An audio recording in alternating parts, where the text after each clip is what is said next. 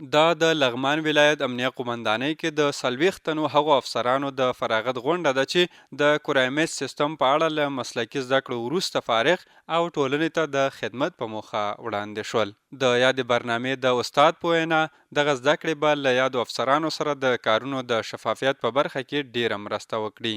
امروز الحمدلله با تعداد 40 نفر از مسئولین اکمالاتی و توزیعاتی قماندانی امی لغمان از این سیستم فارغ شدند و عملا سیستم 100% در قماندانی امی لغمان تطبیق و توزیعات اکمالات و همچنان موجودی ما میتونیم راپورهای دقیق و به موقع خود از طریق سیستم راپور موجودی، راپور انتقال، راپور تخصیص و همچنان راپور توزیع خود به زودترین وقت ممکن ما از سیستم اخذ کنیم. بل ورته فارغ شوي افسران خوښي څرګندوي چې په یاده برخه کې ورته مسلکي زده کړې ورکول شوې.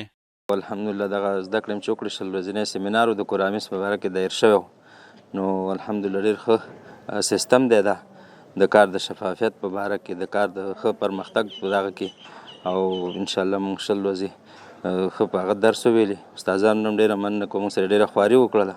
دا سیستم خو موږ د ډېر ګټور دی. مخکې موږ کوم اکمال کوو دی کې یا درغلي څه کېدل اوس هغه درغلي د سیستم کې نه کېږي. دا اوس ډېر شفافه سیستم دار څه کوو اوس موجودې څخه نه ده. 2000 کلمه موږ اوس هلته جنس ثبت کړی ډیپو کې هغې کې اوس موږ 10 کلمه جنس توزیع کوو. ګارکي له سیستم څخه کمیږي. د یادونې وړ ده چې تر دې وړاندې هم د لغمان امنیه قومندانۍ کې یو شمېر افسران له مسلکي زده کړو وروسته فارغ شوي وو.